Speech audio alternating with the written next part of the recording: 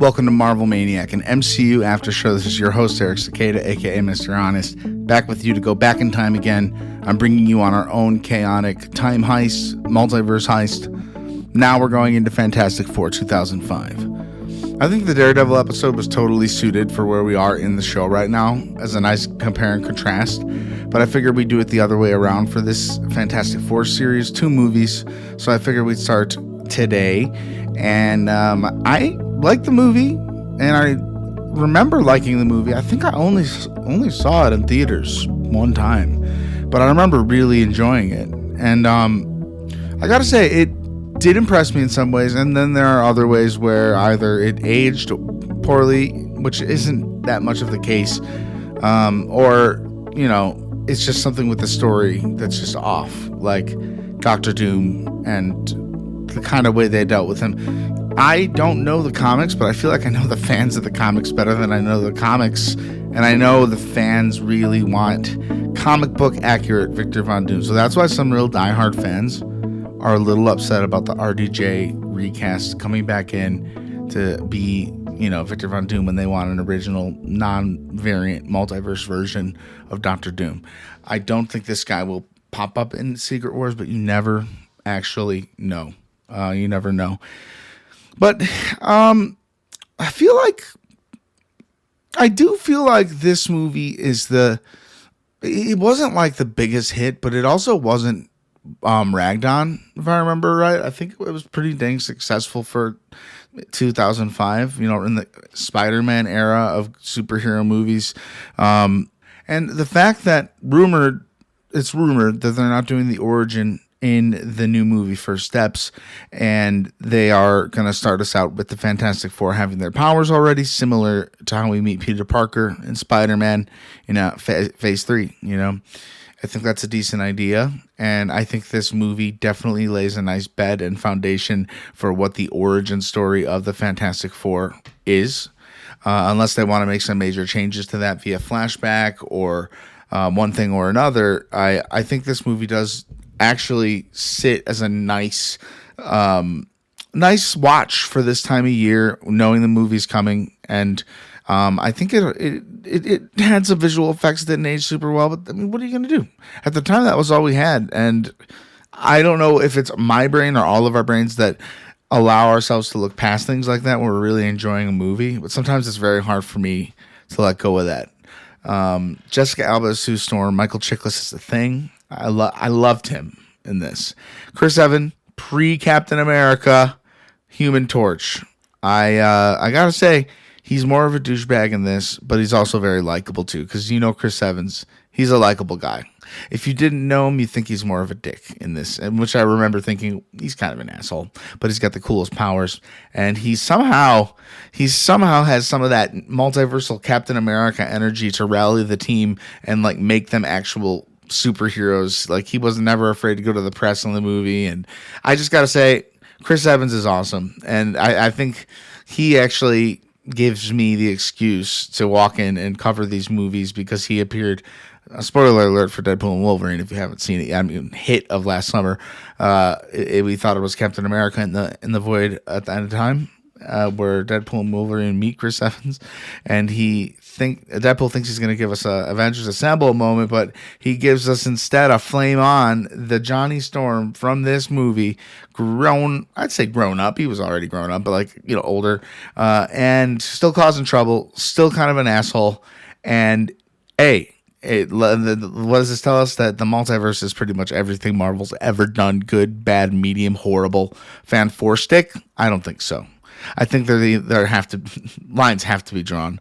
And by the way, I actually have only seen trailers for Fan 4 stick trailers, and a lot of bad press and a lot of bad fan reactions. I don't have any really interest in watching that one. If you think I should, email me, MarvelManiacPod @gmail.com.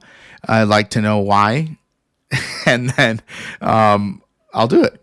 If there's a point, if somebody out there who wants me to do this, I'll make a little episode, not really being mean to it, but it would probably be the all-time guide to what this next movie should be.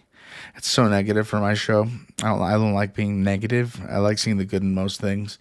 I bet you I could find a good in things in that one. There's might be a good thing or two.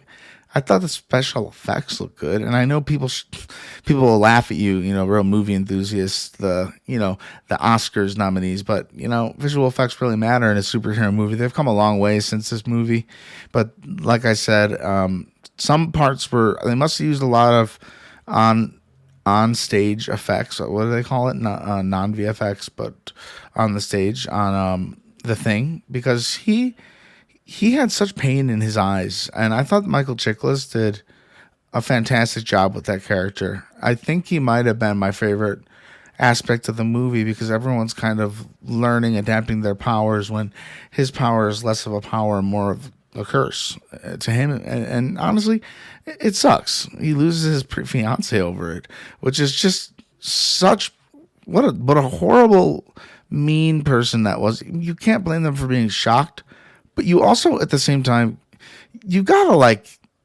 give the guy some empathy and talk to him and maybe say it was. I don't know where she would go. I'm not a girl. I've never had to be in that position. So I guess, I don't know. But basically what happens is his wife rejects him and puts the ring back on the ground. He can't even pick it up. And it becomes Mr. Fantastic's, Reed Richards' purpose to cure him, which at the end of the movie, he's cured and actually decides to stay the Thing. And now he's pretty confident by the end of the movie. The movie had me chuckling a couple times. I thought it was pretty good. In the cringe department, I'd say the movie soundtrack could have really been more Daredevil-y. If it was, it would have been worse. There's some musical choices at some certain times in this movie that do feel a little I don't know.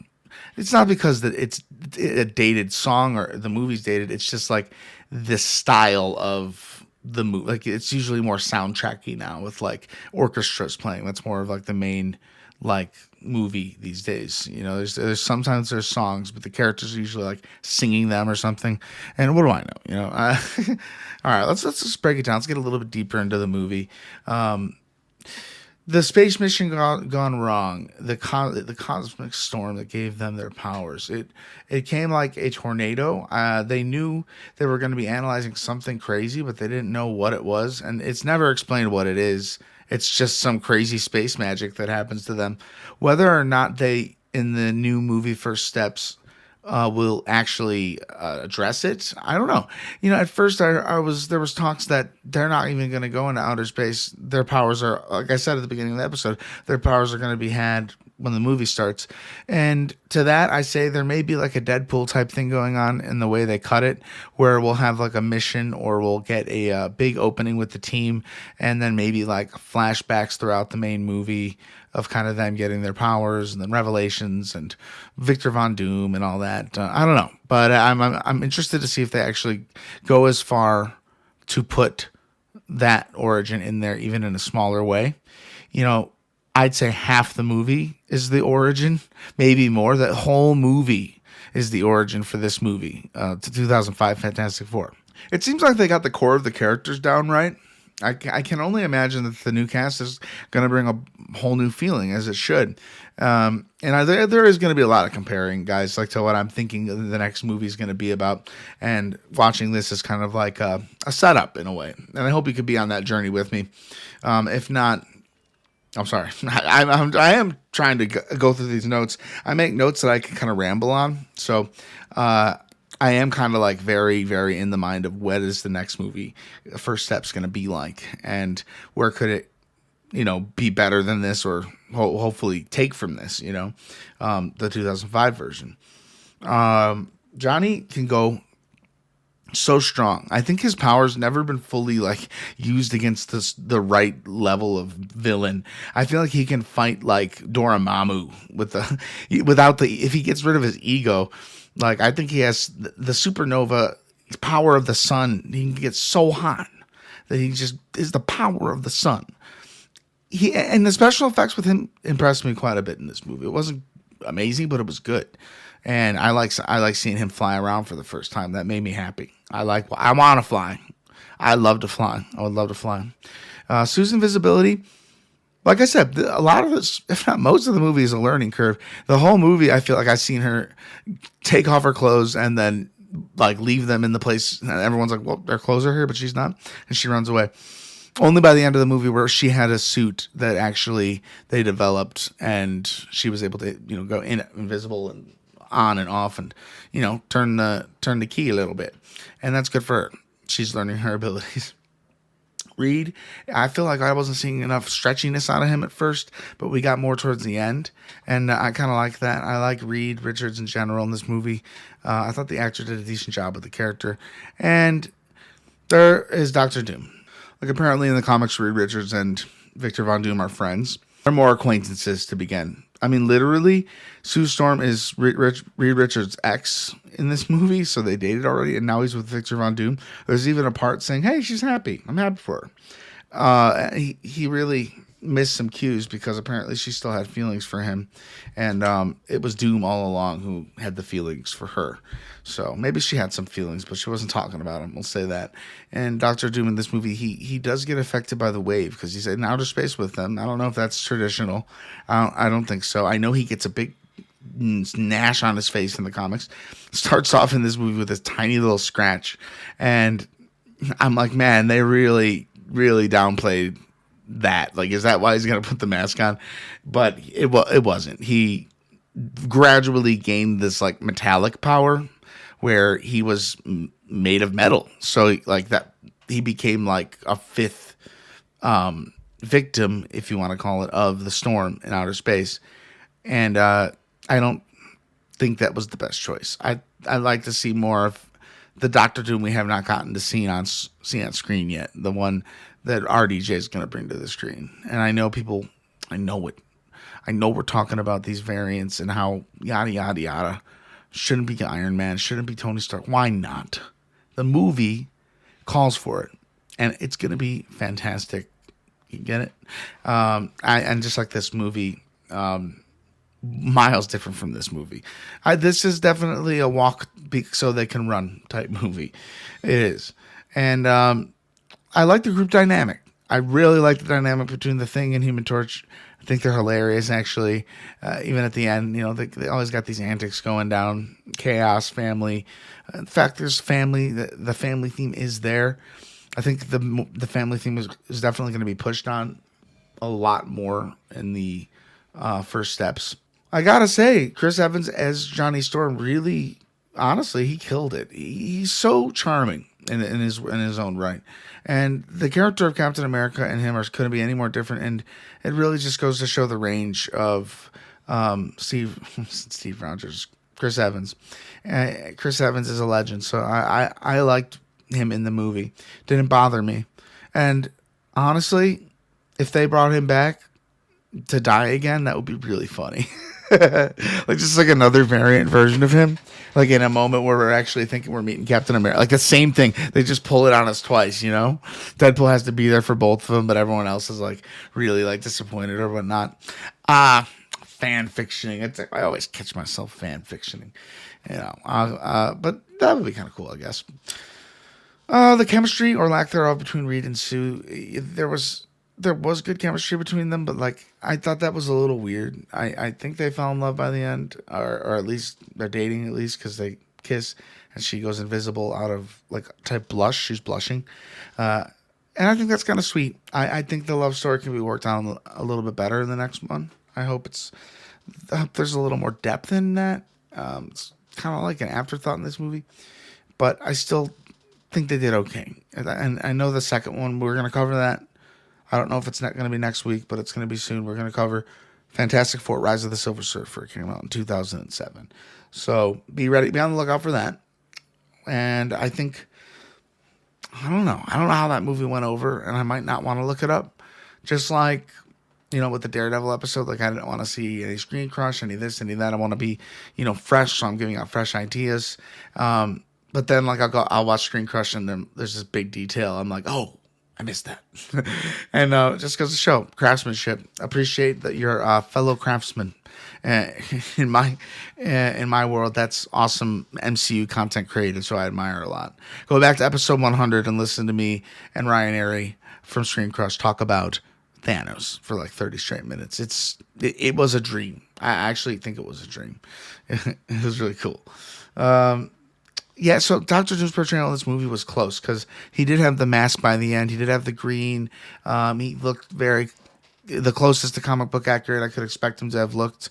And he was not that great of a villain, but it wasn't the actor's fault. I thought the actor was okay. And I just don't like that they decided to give him powers that way. If I'm wrong, maybe that did happen in the comics, but I don't think he turns metal in any other iteration. I think it was a cool choice to throw out there. I don't know why the older superhero movies like the Fox X-Men take away the like superhero costume. Well, that's really just them, because Fantastic Four, their costumes were sick in this movie. Simple but sick and slick and efficient, and they worked how they should. They kept intact under the fire, under the rubble, being invisible and being stretchy. What it is to be a Fantastic Four member by Mr. Honest, aka Eric Cicada, your host of Marvel Maniac and MCU After Show. Marvel Maniac, patreon.com/MarvelManiac, Twitter @MarvelManiac. We're Marvel Maniac everywhere. Give us a follow. And also, if you like the show, rate it. We really need ratings.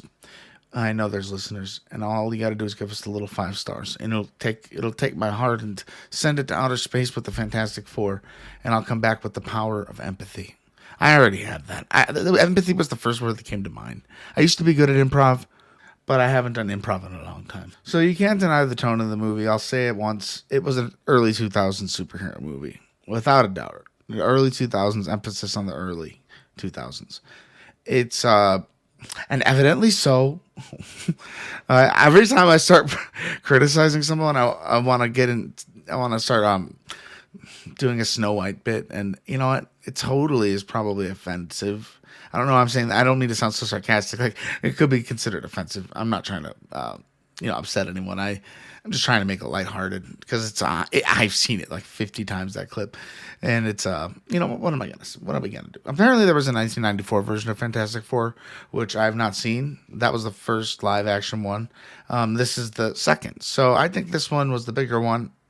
Obviously, I've not even heard of the second one. I mean, the older one in '94. So that's pretty crazy. They're one of the first hero groups in the comics, from what I know, and I have to say the new movie looks to be the most promising telling of their story. If Galactus is going to be a threat and all this is going to be happening so fast, if they introduce Von Doom, I hope they do it the right way, because Robert Downey Jr. and us deserve that entrance to that character. It has to be spot on. It's Thanos. Personally, it might be a post-credit scene. I don't know. I'd like to imagine, and it would make a lot of sense if the Doctor Doom came from the same universe as the Fantastic Four, because even though he's the next Thanos, he's also the main villain of their comics. And it would be good to see that Reed has experience fighting him and has seen the Reed we know has seen his full transformation. And I am more on board with that. So I hope we get that in the next one. This version, what they could take away from this version is like the chemistry. It seems like they did a lot of work to get the right actors to have the right communication skills to like make it feel real. And I mean, that's what acting is.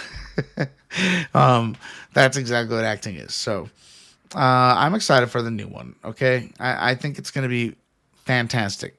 And I think it's going to be better than everyone ever made combined. But I did have a good time watching this movie. You know, could we see this team in the Secret Wars? Like I said, maybe we will. You never know. Anything can happen in Secret Wars. I think they need to do a Secret Wars Part 1, Part 2. We deserve that as fans. If the story is there, which it is, it's like, why do they shorten things that are so long in comics and book adaptations, and then they rush through things that aren't? Like they do. I feel like I can't give you an example, but I feel like that's a very common thing. Oh man, so we still gotta wait till July 25th for Fantastic Four First Steps, and watching this is just a good step into that. I'd highly recommend watching it on Disney Plus. It's a fun movie night type movie. I might even watch the second one later, and I'll be honest, I'll just record the I'll record it after because I like having the fresh reaction. I'm not going to lie to you. I don't like you to think I'm fooling you or tricking you in any way by doing that either. I just I've tried maybe this last 2 weeks to get ahead on the later episode. So Born Again, I could not have as much on my plate after that. Born Again season finale. What did you think? MarvelManiacPod@gmail.com. Thoughts? What do you think about season 2? And were you happy with that ending? We were going to do our after show ideally next. So be on the lookout for that. And be on the lookout for us covering Rise of the Silver Surfer. And I'll say it here, the X-Men universe. And I'm still actually up in the air on which ones to bring in and which ones to watch and cover, and which ones to kind of leave wayside and try and form my own story on what I think is going to be happening in Doomsday because of that cast list and all those X-Men. It could be anything. The return of this Doctor Doom would be horrible, and I hope they don't do it. I think, I don't know though. If they brought this cast in to the multiverse, it would be kind of a glow up for them, I don't know the actor who plays Reed Richards, and I might feel stupid for that. Is he in a lot of stuff? I like him as an actor too. I like him playing the part. I think he's great. I want your input. I want your thoughts. Patreon.com/MarvelManiac. If you want to support the show, it goes a long way. We have $3, $5, $10 tiers, all giving you a little bit extra content. Any of the tiers should get you our mini episodes are going to be starting once we have a few more people in there. So head on over, patreon.com/MarvelManiac. Show the show a little support. We also have a tip jar in our comments. No more pandering. And we also have everywhere on your social medias, Marvel Maniac Pod. Look for us. And we will be continuing our journey to Secret Wars and Doomsday alike, and trying to stay as positive as possible. And I hope you have a wonderful rest of the day and a wonderful weekend. And until next time, Avengers, disassemble.